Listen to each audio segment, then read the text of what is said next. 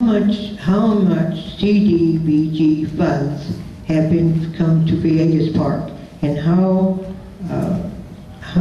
what projects have been done with CDBG funds?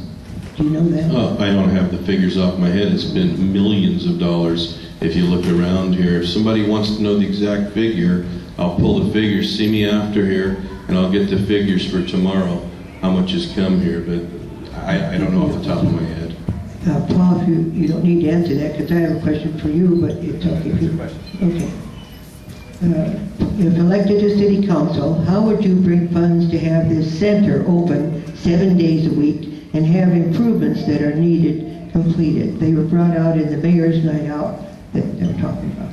Well, that's an interesting, and I do have a copy of those many requests that were made by the Community Action Group here.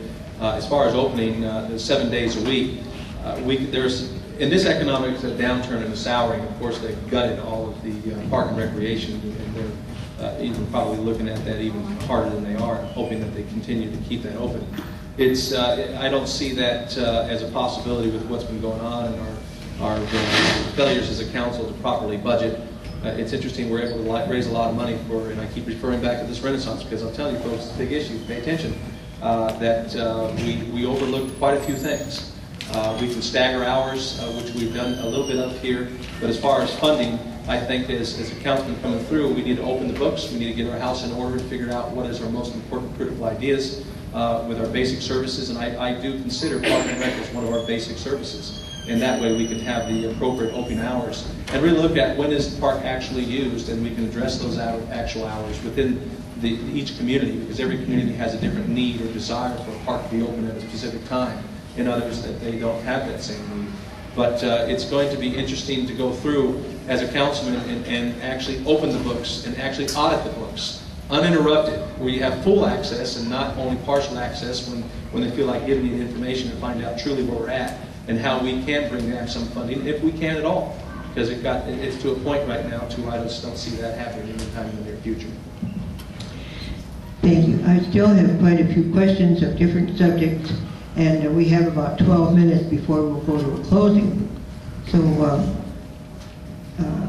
I think what I'm going to have to just do is ask you to say, just pick moments at random.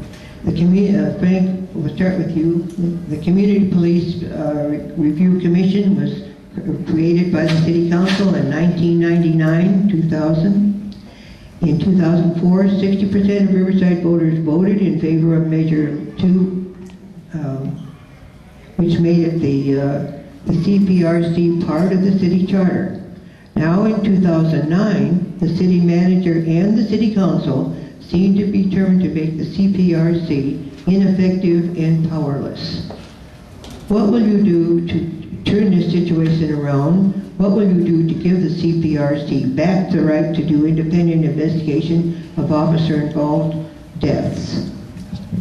2 minutes for you and 2 minutes for Paul. We just went through a study. I chair governmental affairs at the city, and we found out an incident occurred where a gentleman died in custody with the police, and the CPRC wanted to launch an independent parallel investigation. The city attorney, in 2 minutes is going to be tough to give you the whole background, and the city attorney advised them to wait for the coroner's report to determine, in fact, if it was an officer-involved death. They didn't want to do that. They went off and started the investigation. Subsequent to that, we did a study. Had a couple community members, the commission itself, the chair and vice chair, and some staff members that surveyed all 17 other cities in the state of California to determine if, in fact, they let civilians potentially interfere with a criminal investigation and start any review process prior to the criminal case book or criminal investigation being concluded. Not one other city in the entire state of California does it the way whoever wrote the question and a number of members here are suggesting. They wait until the criminal case book, the criminal investigation is complete. At that point, the CPRC, which has turned out actually to be a very valuable body for the police department in that 97% of the cases that they review are unfounded or they're within policy. The complaint, 97% of the complaints that are filed or the review of the officer-involved death, 97% of those cases are ruled by the Community Police Review Commission as being within policy. I will not support any form to allow civilians to potentially interfere with a criminal investigation.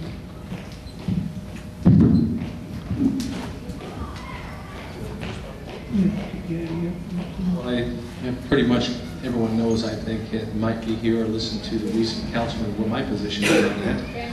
I don't think that it is the intent of the legislation that we put into enactment to interfere or do a parallel investigation criminally. It's to verify whether or not the officer was in fact in policy.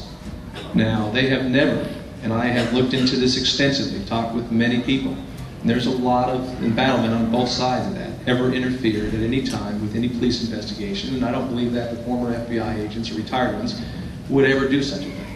However, when the tape comes down, they have been very instrumental in being able to point out that they in fact did forget some things, which were very beneficial to the officers and helped to further explain how things happened or how things went down, as we so often refer to those things in law enforcement.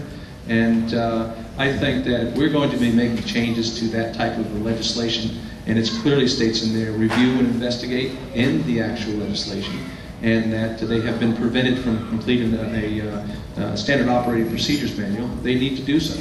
And they need to allow them to complete it under the charter. If there are going to be changes to that charter, I don't think the council has the authority to do so because it is in our legislation. It was voted by the people and it has to be taken back to open forums for the people in order for them to make those decisions. How did we want it to be done? If there were questions, you can hire any attorney in the world that you want, and the attorney will tell you exactly what your client wants you to hear. It has to be done according to our charter. If it is not done so, I believe it is a violation of our charter in its own sense, and it needs to be looked at very seriously.